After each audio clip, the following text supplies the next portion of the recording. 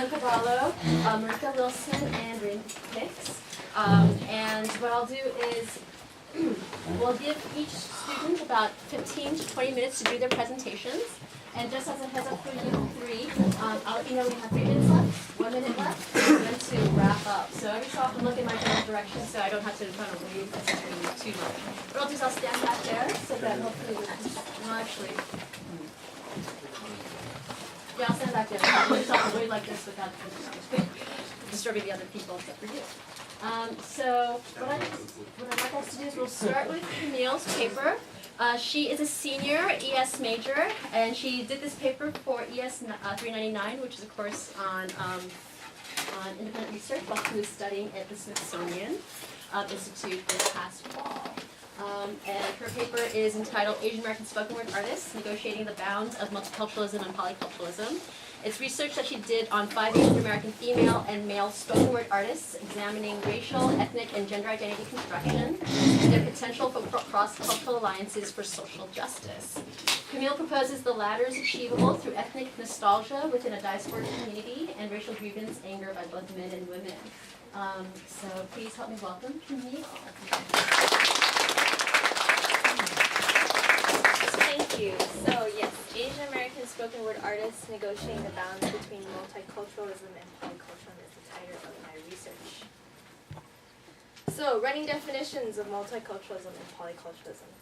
Vijay Prasad's work, he quotes philosopher Slavoj Zizek, and he calls basically multiculturalism as racism with a distance. It treats culture as a homogeneous and ahistorical thing that can be appreciated but remains far outside the enclosed ambit of one's own box.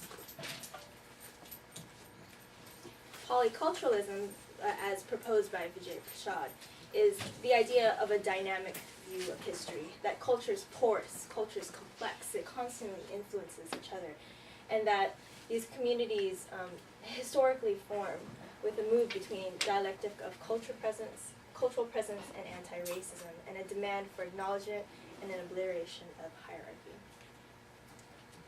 Really simply put, multiculturalism versus polyculturalism. Think of multiculturalism, discrete cultural boxes, Chinese, Filipino, Japanese, right? And that there's a call or a claim to authentic culture. Like, this is what Japanese should be. These are all the type of characteristics that fall under that. And ahistorical, so in history they just sort of exist as these discrete, static boxes. And they're all homogeneous. So within your Chinese box, you're all the same. You all come with the same different type of traditions, food, culture, etc. Versus Prasad's polyculturalism, where he calls for culture's porous. So you think of a sponge, right? Water comes in and it's constantly influencing each other. There's various microcosm of bacteria in that sponge, right, if you think about it. And so that's sort of his idea, to use a really weird sort of thing there. But, and then a dynamic view of history, that we are constantly influencing each other through interactions in trade and, migration and other different type of movements. Heterogeneous, even within one's box. So within this Chinese box, this Japanese box that's supposedly a box, they are all different and various, and not necessarily a claim to authenticity, because again, it's porous and culture is a process. So my research premise suggests an alternative third space between multiculturalism and polyculturalism.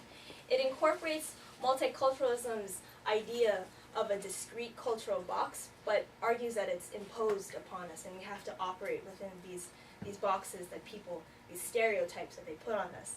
But also adds to the dynamic porous culture as a process concept that Vijay Prasad talks about in polyculturalism. I also argue for the actualization of this third space through spoken word as a form of identity, a site of identity construction amongst the 5 artists that I interviewed and talked with in my stay in DC, and its potential for cross-cultural, cross-racial, cross-gender unity. So here are my artists. I really, really love them. Jenny Siladas and Alexander Sena are from DC. They're co-founders of Sulu DC. Met with them and talked to them. Michelle Myers is from Philadelphia. Marco Mercado is in Virginia Beach, and Kelly Zenyi Sai is from New York. So this third space again, no identifiable origin to culture. Culture is porous and constantly influencing. And I argue that these cultural boxes are imposed upon us, but you have to ask why. Why are these stereotypes so pervasive and exist till today?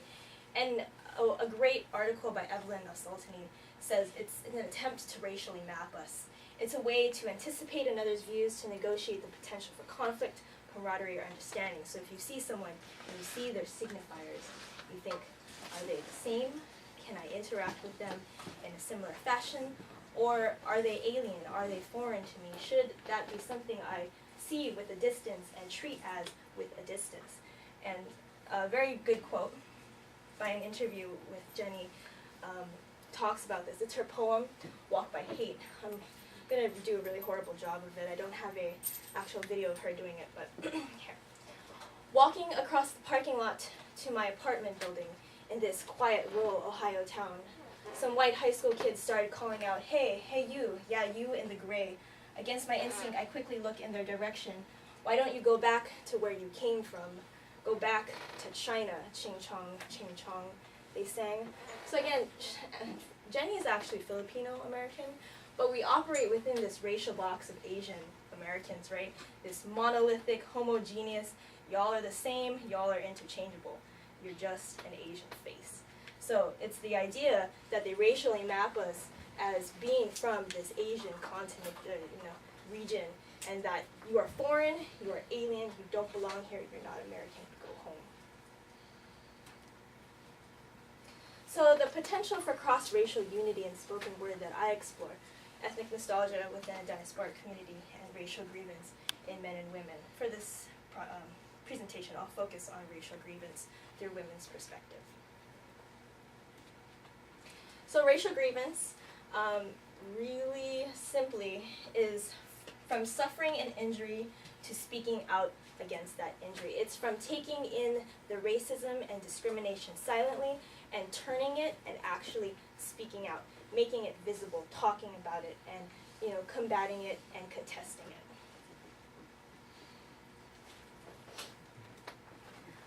And Tasha G. Oren actually takes it farther and says that expressions of Asian American anger and racial grievance are rarer, and even more so, it's mostly in male bodies, as sort of the articulations of national identity and politics are often bound in representations of masculinity. And I sort of argue against that with spoken word and the females that I talk to.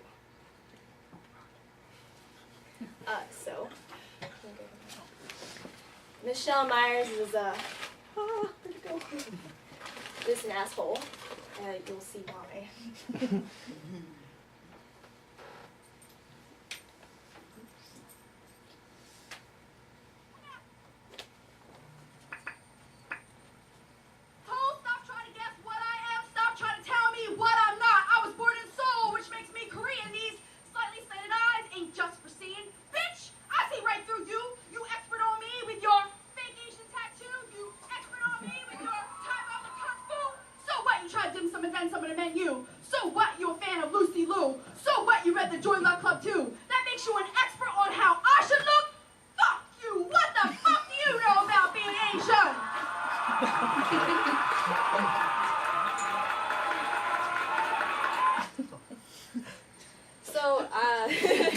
Yeah, so she makes that cultural turn from being subjected to racism and discrimination, actually speaks out about it in a very blunt and with specific words.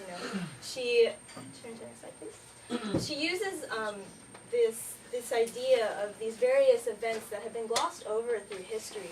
Comfort women, military prosecution has been regulated, and and she does this in a contrast to the items we consume, commodify and exoticize, like the fake Asian tattoos, Taibo, Kung Fu, Dim Sum, Lucy Liu, and the Joy Luck Club. It's a contrast that she's presenting to you, trying to make you aware of the irony that, the items that we see and constantly consume are nowhere near significant to the events that we never hear about, and that she needs to speak out against the erasure that we see in this culture. so that she can make that cultural turn from being subjected to grief, and for other women too, to being a subject that speaks out against that grievance.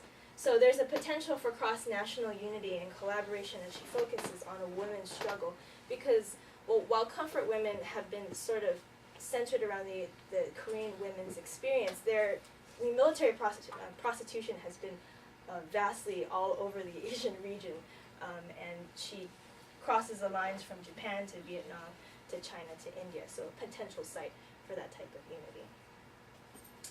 There are problems with spoken word, though, as I explored. One is there's a tendency toward unity within one's racial box, so within the Asian box, within the African American box. And this possibility that we operate within it because we've grown up with that imposed cultural box, and we tend to interact, again, that idea of belonging that Sultani talks about. And here's a piece that Kelly Zenye Sai talks about with this sort of unity within one's racial box.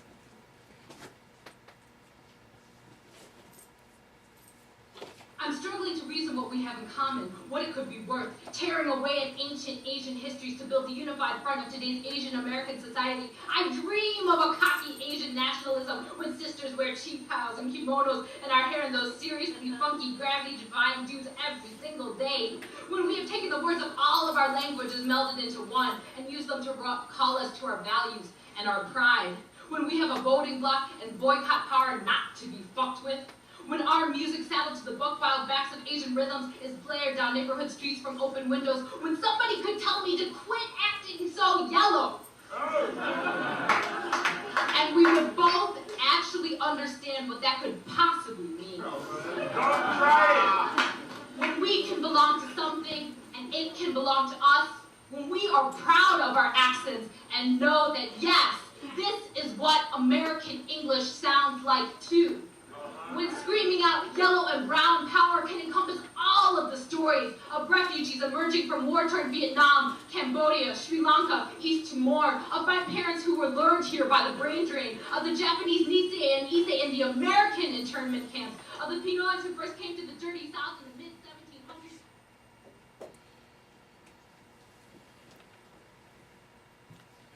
There's another problem that though pieces of collaboration can incorporate other artists, the audience doesn't necessarily get to respond. As an open mic night, you see it's just the performer. There's no dynamic for collaboration, dissemination, and discussion.